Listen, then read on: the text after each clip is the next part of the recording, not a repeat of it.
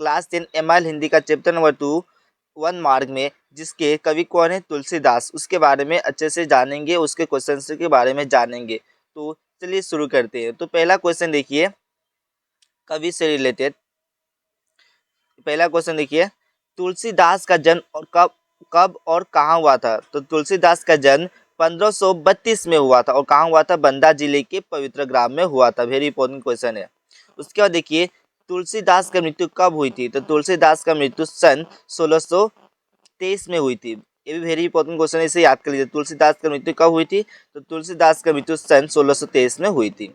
उसके बाद देखिए 3 नंबर, तुलसीदास का माता का नाम और पिता का नाम क्या था। तो तुलसीदास का माता का नाम तुलसी था और पिता का नाम आत्माराम दुबे था। ठीक है। उसके बाद देखिए चौथा नंबर क्वेश्चन, तुलसीदास का गुरु कौन थे। तो तुलसीदास का गुरु बाबा नरहरि दास थे। वेरी इंपॉर्टेंट क्वेश्चन है, इसे याद कर लीजिएगा। तुलसीदास का गुरु कौन था। तो तुलसीदास का गुरु बाबा नरहरि दास थे। उसके बाद देखिए 5 नंबर क्वेश्चन, तुलसीदास का पत्नी का नाम क्या था। तो रत्नावली तुलसीदास की पत्नी का नाम था।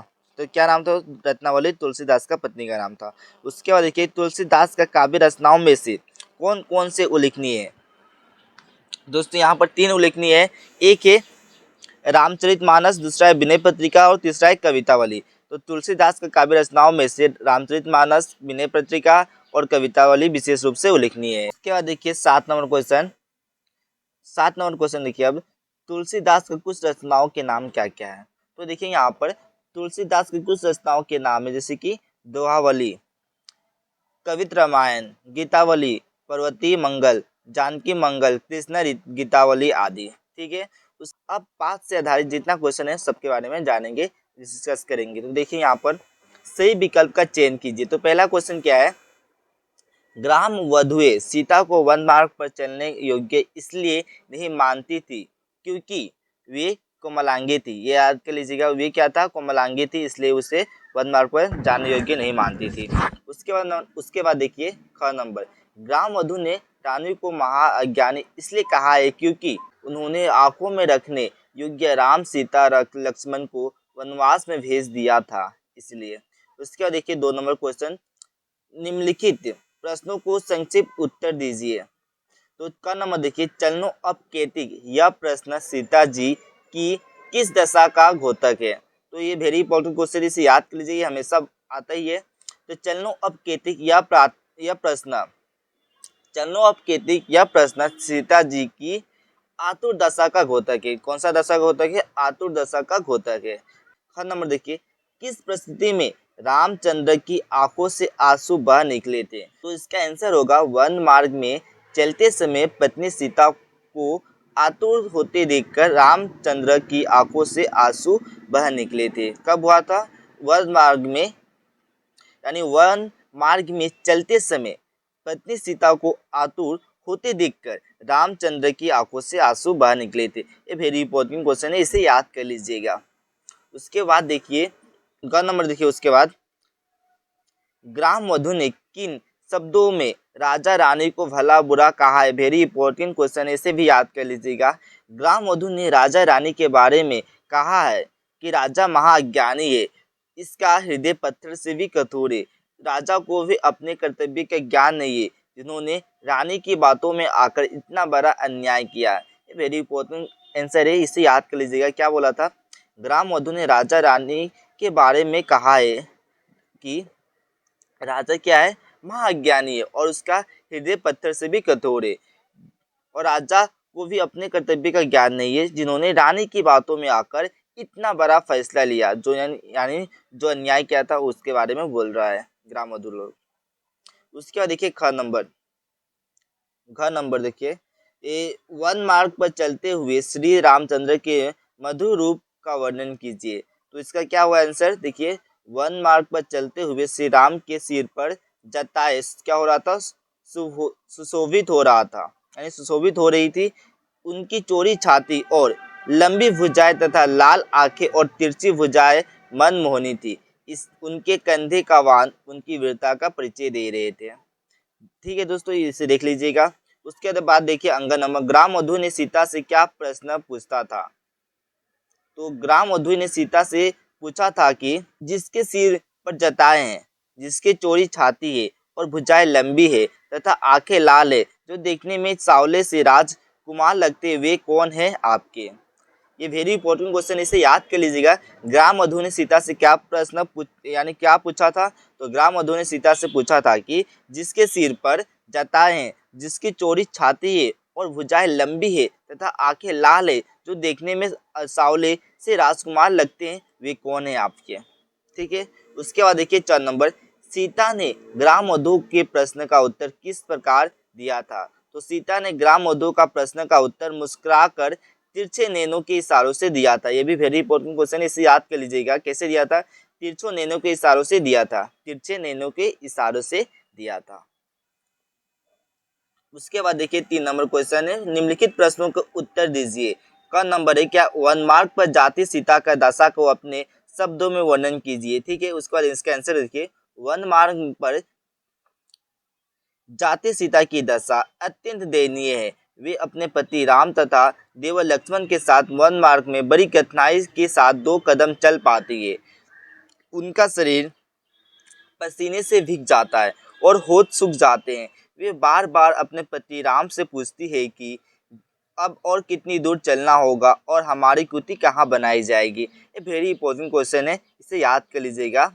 उसके बाद देखिए ख नंबर, राम सीता और लक्ष्मण को वन मार्ग पर चलते देखकर ग्राम मधु के मन में कैसी प्रतिक्रिया हुई थी। तो इसका आंसर देखिए, राम सीता और लक्ष्मण को वन मार्ग में चलते देखकर ग्राम मधु के मन में प्रेममय भावनामय विस्मय होकर देख रही थी। सब मिलकर राजा रानी को आलोचना कर रहे थे। कोई कह रहा था कि राजा कठोर हृदय वाला है और राजा भी अज्ञानी है, जो राजधर्म का पालन ना करके पत्नी की बातों में आकर आ गया। सीता की व्याकुलता को देखकर उनकी आंखों से आंसू बहने लगे थे। इसे भी अच्छे से पढ़ लीजिएगा। उसके बाद देखिए दोस्तों, ग नंबर, कथित छंदों के आधार पर श्री रामचंद्र की चारित्रिक विशेषताओं का वर्णन करो। तो देखिए इसका आंसर, कथित छंदों के आधार पर हमें श्री रामचंद्र की भावुक व्यक्ति तत्वों को परिचय मिलता है। वे एक आज्ञाकारी पुत्र थे। वे अपने से आज्ञा लेकर अपनी पत्नी सीता और छोटे भाई लक्ष्मण के साथ वन मार्ग पर निकल पड़ते हैं।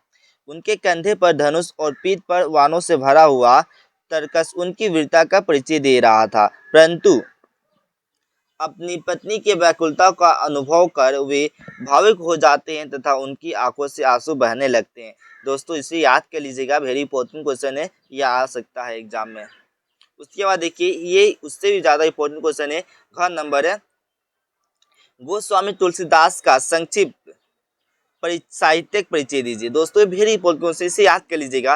गोस्वामी तुलसीदास सगुन मार्गी राम भक्ति काव्यधारा के साथ साथ संपूर्ण हिंदी काव्यधारा के लोकप्रिय कवि थे। ठीक है, उसके बाद उन्होंने दशरथ पुत्र राम को अपना आराध्य माना था। उन्होंने क्या किया था, उन्होंने दशरथ पुत्र राम को अपना आराध्य माना और उनके आदर्श को आधार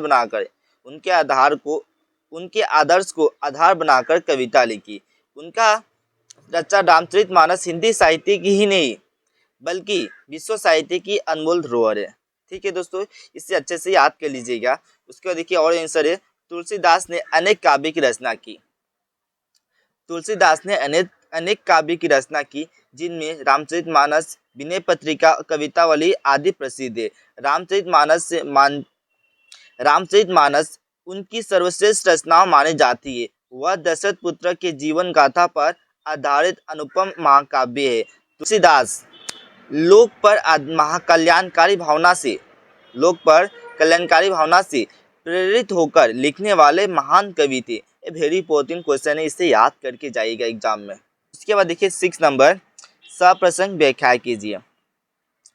देखिए, शीश जटा उर बाहुन विशाल, कहो सावरे से सखी रावरे को है।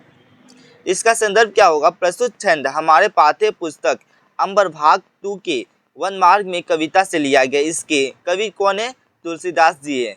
तो प्रसंग क्या होगा, इस प्रसंग में कवि ने ग्राम मधु के माध्यम से श्री राम की सुंदरता का वर्णन किया है। ठीक है, तो इसका व्याख्या कीजिएगा दोस्तों, कैसे करना है। यहाँ कवि कहते हैं कि राम की सिर पर जटाएं सुशोभित हो रही है। यहाँ कवि कहते हैं कि राम की सिर पर जटाएं सुशोभित है, उनकी चौड़ी छाती और लंबी भुजाएं उनकी आकर्षण का केंद्र है, उनके लाल आंखें तिरछी भव्य मोहरानी है, मनोहारिणी है, धनुषवान और तरकस में तीर बहुत सुंदर दिखाई दे रहे हैं। श्री राम आदर भाव के साथ पत्नी सीता को देख रहे हैं। उन्हें इस प्रकार देख राम मधु को सीता से पूछती है कि वे तुम्हारे कौन है। दोस्तों इसे याद कर लीजिएगा, एग्जाम में कई बार आया है। इसके बाद देखिए और देखिए पूर्ति निकासी रघुवर वधु, और देखिए दूसरा नंबर पूर्ति निकासी रघुवीर वधु अति चारो चली जले जवे जोए। उसके बाद देखिए पूर्ति निकासी रघुवीर वधु अति चारु चली जल जोवे। उसके संदर्भ में क्या होगा, संदर्भ प्रस्तुत छंद हमारे पाठ्य पुस्तक अमरभाग 2 की वन मार्ग में कविता से लिया गया है, जिसके कवि तुलसीदास जी है। तो इसका प्रश्न क्या होगा, वन जाते समय सीता जी राम से कहती है कि कितनी दूर और चलना होगा। तो कवि यहाँ कहते हैं कि व्याख्या में क्या कहते हैं, कवि यहाँ कहते हैं कि वन मार्ग पर जाते सीता की दशा अत्यंत दयनीय है। वे अपने पति राम तथा देवर लक्ष्मण के साथ वन मार्ग में बड़ी कठिनाई के साथ 2 कदम चल पाती है। उनका शरीर पसीने से भीग जाता है और होश सूख जाते हैं। वे बार बार अपने पति राम से पूछती है कि अब और कितनी दूर चलना होगा, हमारी कुटी कहाँ बनाई जाएगी। दोस्तों ये रहा इसका सभी का क्वेश्चन, यहीं से सब क्वेश्चन आएगा, इससे बाहर से क्वेश्चन कुछ भी नहीं आएगा। दोस्तों अगर आप हिंदी एमआईएल का सभी चैप्टर का पीडीएफ लेना चाहते हैं तो आप इस नंबर पर कांटेक्ट करके आप बात कर सकते हैं। जय हिंद।